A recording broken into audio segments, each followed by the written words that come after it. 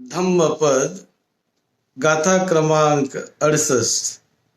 आज दिनांक 11 जून 2020। ये गाथा तथागत बुद्ध ने राजगृह में रहते समय, राजगृह में ही कही, वेणुवन में रहते समय।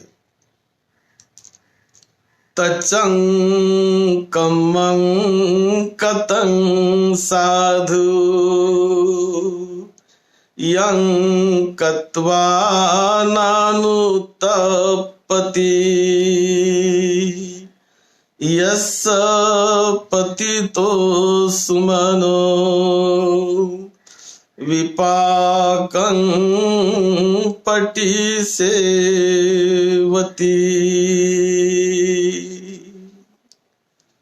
बुद्ध एक बार राजगृह में वेणुवन में रहते थे और उस समय राजगृह में एक सुमन नाम का मालाकार, फूलों की माला बनाने वाला, वो बड़ा श्रद्धावान था, रहता था। ये सुमन मालाकार हर दिन राजा को एक नाड़ी फूल लेकर देता था। राजा के लिए, राजा का ऑर्डर था कि हमारे लिए इतने फूल लाया करो, तो वो हर दिन वो फूल राजा को पहुंचाता सुबह। आज ये फूल लेकर राजा के लिए पहुंचाने के लिए निकला।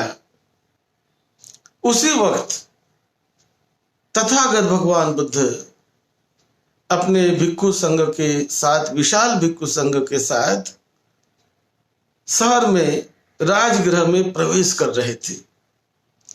और इस दिन इतना बुद्ध का एक विशेष वो प्रवेश था कि उनके, बुद्ध के शरीर से 6 प्रकार की रश्मियां, 6 प्रकार के वर्ण की रश्मियां उनके शरीर से सभी ओर से वो निकल रही थी और भिन्न भिन्न 6 प्रकार का प्रकाश उनके शरीर से सारे रास्ते में, सारे शहर भर रास्ते में वो फैल रहा था। ये सारी किरणें, प्रकाश की किरणें, लाखों प्रकाश की किरणें सारे शहर से, हजारों प्रकाश की किरणें जहां वहां से प्रकट हो रही थी।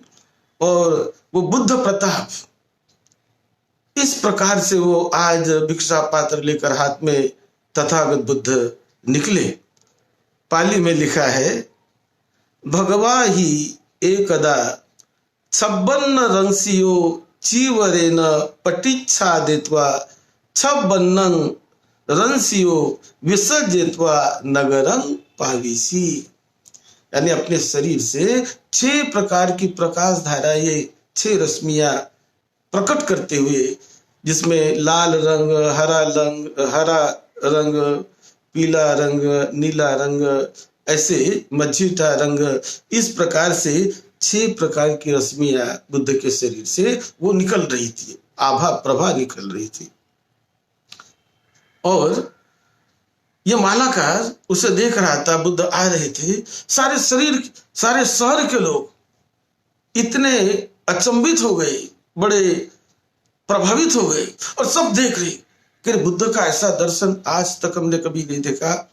बुद्ध ने ये 6 प्रकार की रश्मियां अपने शरीर से 3 बार निकालने का उल्लेख है। एक तो जब वे कपिल वस्तु गए थे, तब भी बुद्ध ने इस प्रकार की 6 रश्मियां अपने शरीर से प्रकट होने दी। एक बार अंगुलीमाल के साथ जब उनकी मुलाकात हुई, तब भी उल्लेख है कि 6 प्रकार की रश्मियां तथागत बुद्ध के शरीर से प्रकट हुई। और आज ये प्रवेश करते समय इस राजगृह में ये 6 रश्मियां प्रकट हो रही थी। तो ये मालाकार देखने लगा, कितना अद्भुत तथागत भगवान बुद्ध का दर्शन। उसके हाथ में फूल थे, मैं क्या करूं, कैसे मैं बुद्ध की सेवा करूं, उसके कुछ समझ में नहीं आने लगा। लेकिन जो फूल मेरे पास है, चलो मैं इस फूल से तथागत बुद्ध की सेवा करूंगा। मन में सोचने लगा कि यदि मैंने फूल राजा को नहीं पहुंचाया तो राजा मुझे दंडित कर सकता है, देश के बाहर निकाल सकता है, मुझे मृत्यु का भी दंड दे सकता है।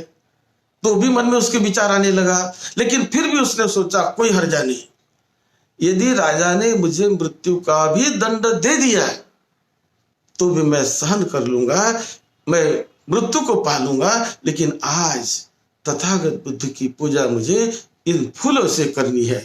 इस प्रकार बड़ा प्रसन्न होकर उन्होंने 2 मुट्ठी फूल तथागत बुद्ध के ऊपर ऐसे पूजा के लिए फेंक दिए।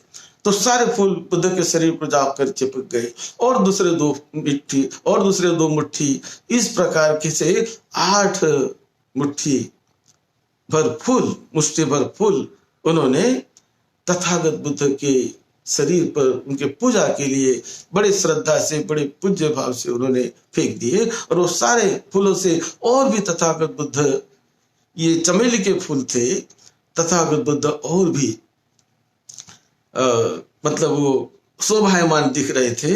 सारे शरीर के लोग बुद्ध की पूजा करने के लिए, वंदना करने के लिए पूरे शहर भर लोग खड़े थे। सारा शहर प्रभावित हो गया था। और इस समय इसने ऐसा किया, जब ये पता चला राजा को, तो राजा भी आ गया और राजा ने भी बुद्ध का स्वागत किया, राजा बिंबिसार। और बुद्ध का स्वागत करके उन्होंने बुद्ध का पात्र अपने हाथ में लिया, और अपने हाथ में पात्र लेकर बुद्ध को वो अपने राजमहल ले जाने के लिए उत्सुक हुआ। सभी लोग चलने लगे। साथ साथ बुद्ध के शरीर पर जो 32 महापुरुष लक्षण थे और 80 अनुव्यंजन लक्षण शरीर पर जो थे, वो सारे प्रकट होने लगे। और ऐसा अद्भुत अनोखा दृश्य सारे शहर के लोगों ने देखा, और हाथ जोड़कर सभी लोग बुद्ध को वंदन करने लगे। प्रभावित हो गए बुद्ध के इस दर्शन से, कि ये पहला दर्शन था बुद्ध का उस शहर में, इस प्रकार का। लेकिन ये जो मालाकार, इन्होंने सारे फूल अब जितने थे सभी फूलों से तथागत बुद्ध की पूजा की, और ये वापस घर चला गया। पत्नी को कहने लगा कि मैं आज तो राजा को फूल नहीं दे सका। तो पत्नी कहने लगी, क्या तुम मूर्ख हो क्या, हमें मरवाओगे सभी को? राजा को फूल नहीं दिया तो राजा हमें देश से बाहर निकाल सकता है, मृत्यु दंड भी दे सकता है। तो घबरा गई और अपने लड़के बच्चों को लेकर वो राजा के महल में चली गई, राजा को बोलने के लिए कि भाई गलती हो गई, मैं उसमें शामिल नहीं हूँ, उसका कर्तव्य उसके साथ, मैं तो छोड़कर उसे आ गई हूँ, आज उन्होंने राजा का अपमान किया है। ऐसा वो बोलने के लिए राजा के पास गई। राजा को उसने इस प्रकार का बोला, और यह सोचने लगा कि कोई हर्जा नहीं, मृत्यु का भी दंड मुझे राजा दे दे तो मान लूंगा, लेकिन आज जो मुझे मेरे प्राण की कसम खाकर मेरा प्राण भी चला जाए, लेकिन बुद्ध की मुझे पूजा करनी है, वंदना करनी है। ऐसे हर्षोल्लास से उसने जो बुद्ध की पूजा की, फूलों से बुद्ध की वंदना की, और तब राजा ने उस बुद्ध को उनका स्वागत करके बहुत बड़े रैली के साथ सारे शहर के लोग इकट्ठे आ गए। तो वो राजमहल ले जाना चाहता था, लेकिन राजमहल के सामने जो बहुत बड़ा ग्राउंड था, उस ग्राउंड में, मैदान में ही वो लोग बैठ गए। राजा ने तुरंत मंडप वहां पर डाला, मंडप में बैठ गए, और बहुत बड़ा मान सम्मान, पूजा अर्चा राजा ने भी और सभी लोगों ने तथागत बुद्ध की ये पूजा की वहां पर राजगृह में। तब ऐसे पूजा करते समय सारे लोग बड़े प्रभावित, और भगवान बुद्ध को, उनके बहुत बड़े विशाल भिक्षु संघों को भोजन दान दिया गया। और दान के बाद, भोजन दान देने के बाद, फिर तथागत बुद्ध ने, वो भोजन दान देने के बाद तथागत बुद्ध ने धम्म देशना दी, और उस धम्म देशना से सभी लोग बड़े प्रभावित हो गए। तब ये मालाकार भी आता है, और मालाकार तो थोड़ा घबराए हुए ही था, लेकिन जो राजा थे वो स्वयं श्रोतापन्न अवस्था को प्राप्त थे। राजा को तो बहुत अच्छा लगा कि भाई मेरे फूल मुझे न देते हुए आपने बुद्ध को चढ़ा दिए, मैं तो बहुत प्रसन्न हूं। और उन्होंने उस मालाकार को सभी लोगों के सामने आगे बुलाकर मालाकार को राजा ने कहा, तुम महापुरुष हो, तुम बहुत अच्छे हो, आज तुमने तथागत बुद्ध की जो सेवा की है बहुत बड़ा काम किया, मैं बहुत बड़ा प्रसन्न हूं। ऐसा कह के राजा ने उस सुमन नाम के मालाकार को 8 हाथी दिए भेंट के रूप में, 8 घोड़े दिए, 8 दासियां दी, 8 महाप्रसाधन के अलंकार दिए, 8000 कारसापन दिए, तथा राजकुलों से उत्पन्न 8 स्त्रियां उनको भेंट दे दी, तथा 8 श्रेष्ठ गांव जहां से बड़ी इनकम मिलती हो, ऐसे श्रेष्ठ 8 गांव भी उन्होंने इस सुमन मालाकार को, राजा ने बड़े प्रसन्न होकर सभी के सामने भेंट दिया और बहुत बड़ा उनका गौरव किया गया। तब आनंद बुद्ध को पूछते हैं, भगवान ये सुमन का इतना बड़ा गौरव हुआ, ये कौन सा पुण्य है इसका?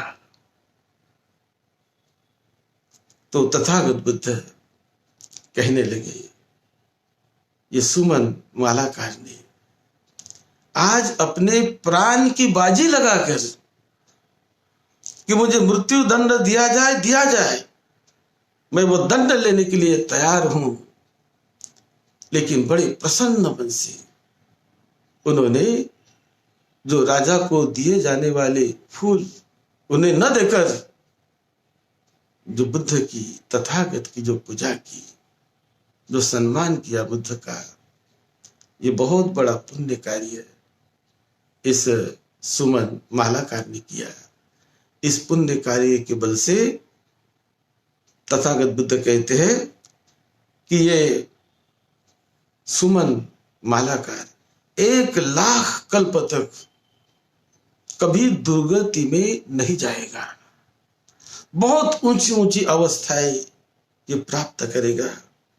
इसका जन्म बहुत अच्छा ही होगा, और फिर अंत में ये मालाकार, सुमन मालाकार, सुमन नाम का प्रत्येक बुद्ध बनेगा, ऐसा तथागत बुद्ध ने बताया। वास्तव में देखा जाए तो बुद्ध का दर्शन हो जाना आदमी के लिए, बुद्ध से मिलना अपने जीवन में, बुद्ध के समय हमारा भी जन्म हो जाना, ये बहुत पवित्र पावनता होती है।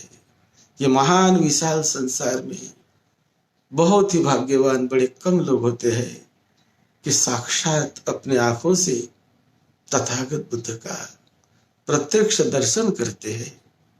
तो आज भी बौद्ध देशों में ऐसी मान्यता है कि मैं जो कुछ भी पुण्य कर्म करता हूं, जो कुछ भी कार्य करता हूं, मेरा इस पुण्य बल से, इस कुशल कार्य के बल से मेरा जन्म जब तथागत बुद्ध पैदा होंगे इस धरती पर, उस वक्त मेरा जन्म हो जाए, तथागत बुद्ध की पूजा करने का मुझे मौका मिल जाए, उन्हें प्रत्यक्ष देखने का मुझे मौका मिल जाए, ऐसा भी संकल्प बौद्ध देशों में उपासक उपासिकाओं में किया जाता है।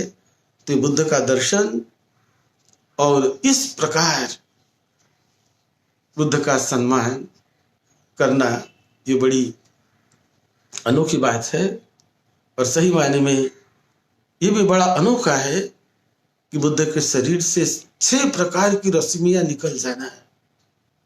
सारे प्रकाश किरणें शरीर से प्रस्फुटित हो जाना, सारी बिखर जाना, ये बड़ी अद्भुत ऐसी बात है। लेकिन ये बुद्ध के साथ होता है, बुद्ध के साथ होता है। इस प्रकार का दृश्य जिन लोगों ने देखा, जिन भिक्षुओं ने देखा, उन्होंने ये चित्रित इसका वर्णन उस त्रिपिटक में किया हुआ है। ऐसा बुद्ध कोई सामान्य व्यक्ति नहीं होते हैं, नहीं तो हर दिन करोड़ों लोग जन्म लेते हैं, करोड़ों लोग मरते हैं, लेकिन बुद्ध का जन्म बहुत लंबे लंबे अरसे के बाद होता है, लंबे अरसे के बाद होता है। तो ये बुद्ध का प्रताप, 32 महापुरुष लक्षण वाले बुद्ध, उनका मंगल आशीर्वाद, मंगल मैत्री सभी मानव को मिलती रहे। सबका मंगल हो, आप सबका कल्याण हो, आप सबको निरोगत्व मिले, दीर्घायुष्य मिले, सद्धम्म की सेवा में, धम्म की सेवा में। डॉक्टर भदंत राहुल बोधी महाथेरो।